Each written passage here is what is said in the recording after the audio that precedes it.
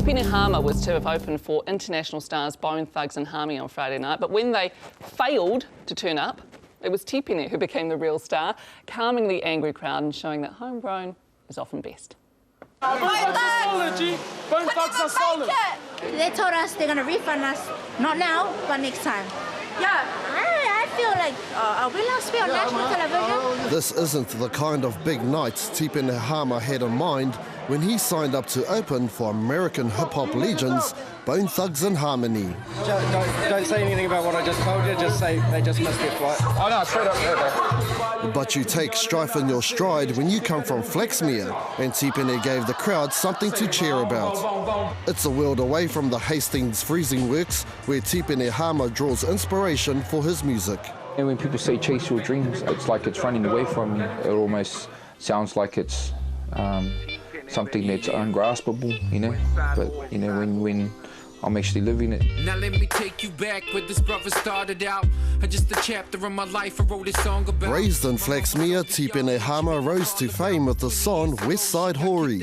It came in on the top 10 of the charts, followed by a remix with Young Sid from South Auckland and Sir T from the North Shore.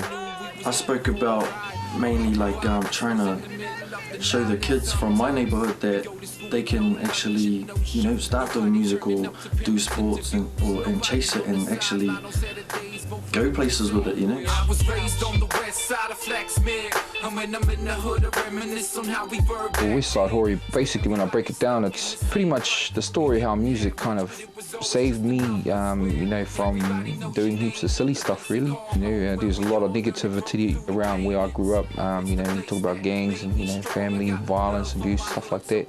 Music kind of helped me just to not worry about it, you know. And when I started writing my own stuff, it helped me vent it a bit better. It was almost like my friend, you know. It was my friend. And then it sort of progressed into, you know, putting a lot of my own whakaaro on it and my own truths and a lot of home truths. And even with my dad and my mum and stuff, a lot of people think, oh man, and don't your mum and dad get offended when you say things like, oh, she got kicked out of the house and stuff like that. So West Side Hori is the western suburbs, is what Flaxmere is known as. And growing up in a place like Flaxmere, there's, you know, can really relate to any kind of hood, you know. There's a hood in every neighbourhood, put it that way. Working with kids and giving back to his community is something Tipene loves to do. Yeah, the West Side Hori song that you fellas know, I actually played it first to my dad. I guess I'm trying to, you know, give that to the kids because, you know, we're Hawke's Bay too, but we've got a high suicide rate.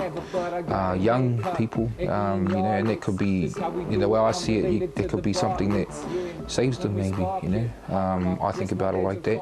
Tipene credits earlier Māori pioneers for giving him the inspiration for keeping it New Zealand styles. Yeah, DLT. He's been someone I've looked up to for a while. He's responsible for the song Chains. That was #1 for like a ridiculous amount of time, bro, Aotearoa, and it's still in my eyes untouchable, that song.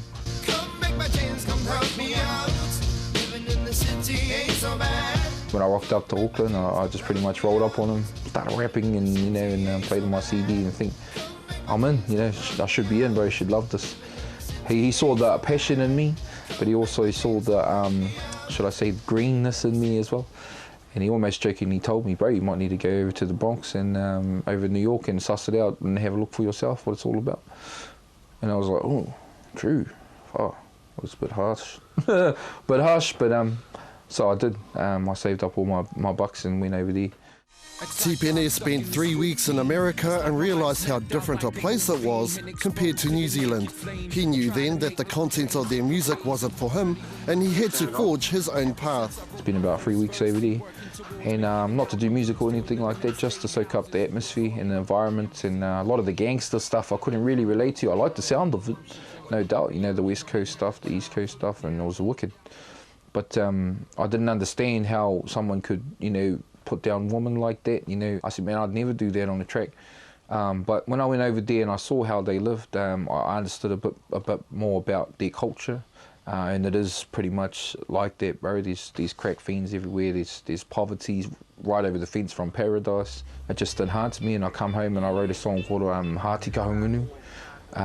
which is basically, you know, a tribute to my iwi and everything about that, you know, being here and being part of our iwi makes me proud. Bone Thugs and Harmony may have let the crowd down, but Tipene gained more respect and hopefully sales for his debut album, Tautoko. Gemma, bro. How was that? Good fun, Chris. Good fun. Tough crowd, what do you think? Nah, I think good. Bro, they love it. You can see, especially with Māoris, they're a bit too staunch, though. You know, it's all good, bro. We're from the place with the most haters, eh, bro? So, you know, if we can rock that place, bro, Lucky West Side Hori. yeah, there's a few out there too.